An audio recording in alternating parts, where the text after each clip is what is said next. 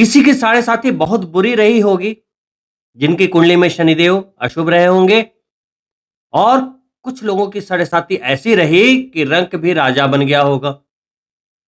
तो ऐसा क्यों होता है?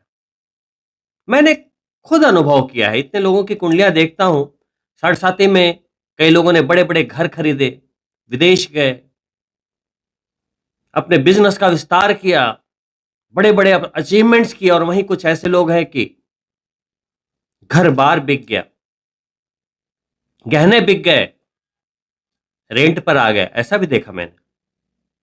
तो ग्रह तो एक ही है, गोचर भी एक ही है, फल अलग अलग क्यों हैं?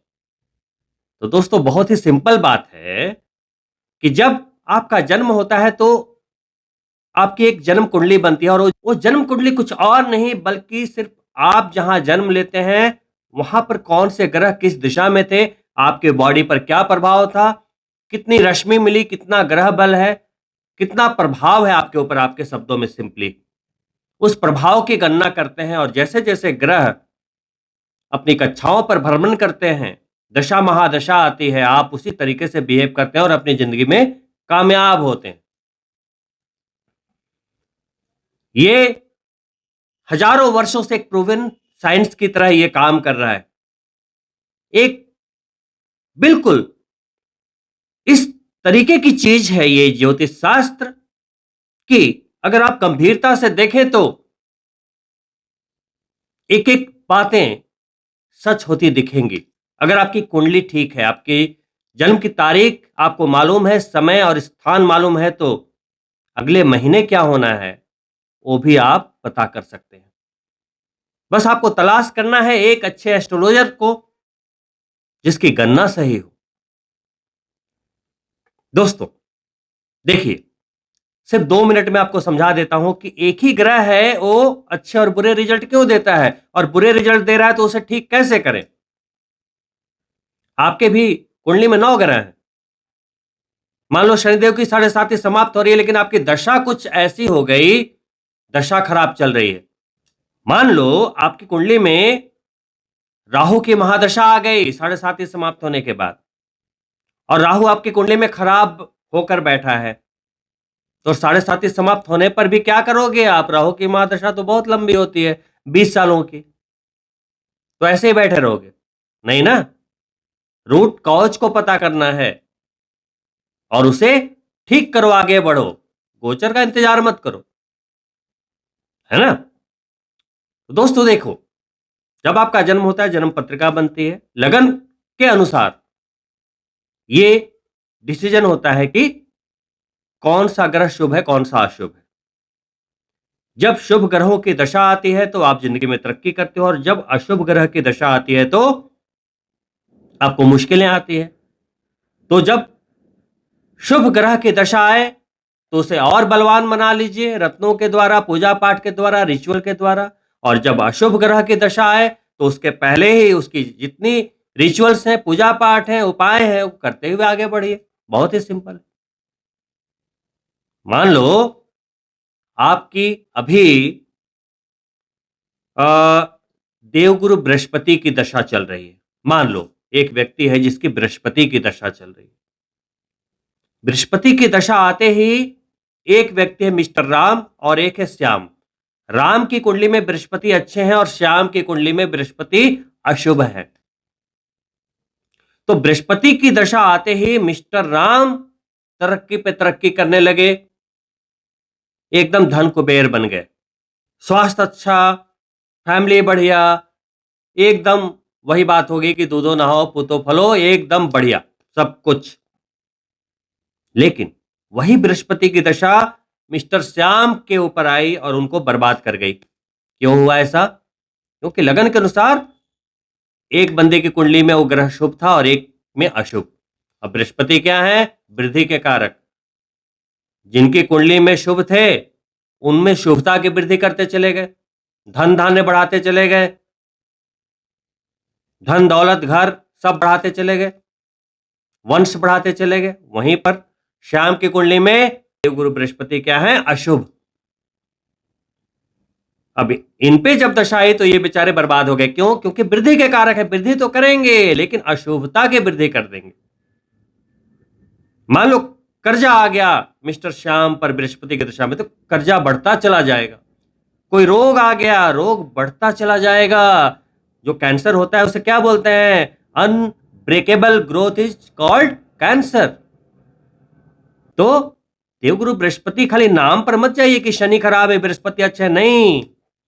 हो सकता है लगन के अनुसार आपकी कुंडली में शनि बृहस्पति से भी अच्छे हों और बृहस्पति शनि से भी खराब हों। तो श्याम की कुंडली में कर्जे बढ़ते चले गए, रोग बढ़ते चले गए। हो सकता है कैंसर जैसे रोग दे जाएं। मुश्किलें इतनी कि खत्म होने का नाम नहीं ले रही, क्योंकि वो वृद्धि के कारक है। अब करना क्या है? अगर श्याम को पहले पता लग जाता कि हमारे कुंडली में गुरु खराब है, देवगुरु बृहस्पति की दशा हमें बर्बाद कर देगी, तो 4-5 साल पहले से उसके उपाय करने शुरू कर देते, कुछ नहीं होता। देवगुरु बृहस्पति को मनाना चुटकियों का काम है, शनिदेव को ठीक करना चुटकियों का काम है, लेकिन आपको परिवर्तित होना पड़ेगा। तो अगर देवगुरु बृहस्पति को ठीक करना है तो पहली चीज क्या होती है? एकदम शाकाहारी हो जाओ, पहली चीज। शराब छोड़ दो, दूसरी चीज। भगवान में मन लगाओ, तीसरी चीज। धार्मिक बनो, विचार सात्विक रखो। आप बोलोगे नहीं ये क्या बोल रहे हो, मैं तो दारू पीऊंगा, छोड़ नहीं सकता। आजकल समाज में रहना है तो दारू पीना पड़ेगा। मांस मछली कौन नहीं खाता? तर्क दोगे आप? कह रहे बहुत सारे देशों में तो खाली मांस मछली खाते हैं, वहां भी तो अरबपति बनते हैं।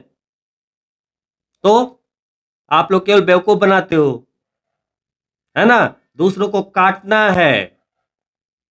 जीव जंतु जो जिंदा है उसको काटना है, आग में पकाना है और उसको खाना है, तभी मैं अच्छा कहा जाऊंगा, है ना?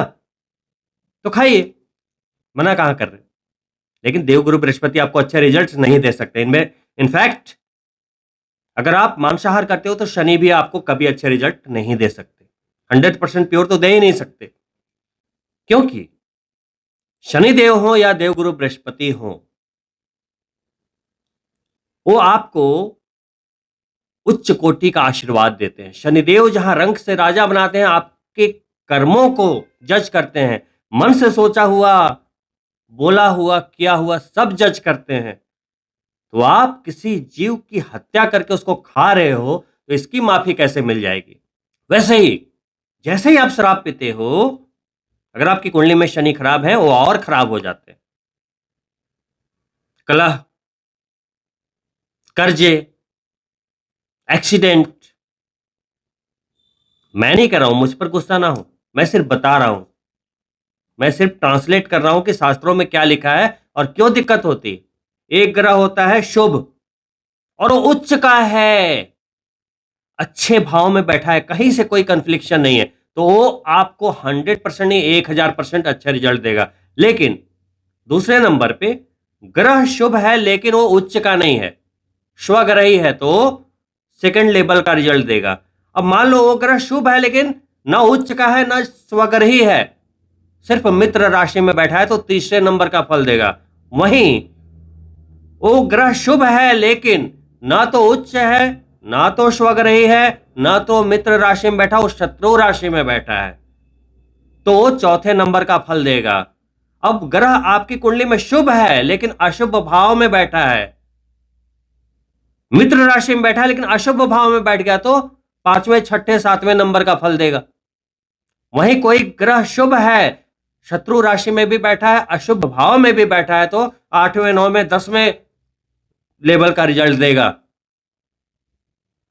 तो एक शुभ ग्रह है लेकिन वो बहुत तरह के डिफरेंट रिजल्ट दे रहा है। तो हमें क्या करना है? सिर्फ शुभता पता नहीं करनी है, वो शुभता में क्या परसेंटेज है उसको फिर ऊपर लेकर आना है। फिर सेकंड पार्ट में उसकी रश्मि होती है।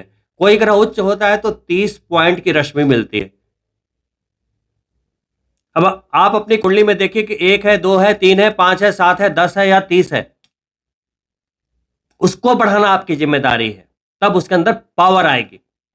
उसी तरीके से कोई ग्रह अशुभ है, मान लो कोई ग्रह अशुभ है और वो उच्च का हो गया, एक दुश्मन है ऊपर से एकदम बलवान हो गया, तब तो बर्बाद कर देगा और उसकी दशा आ गई मान लो।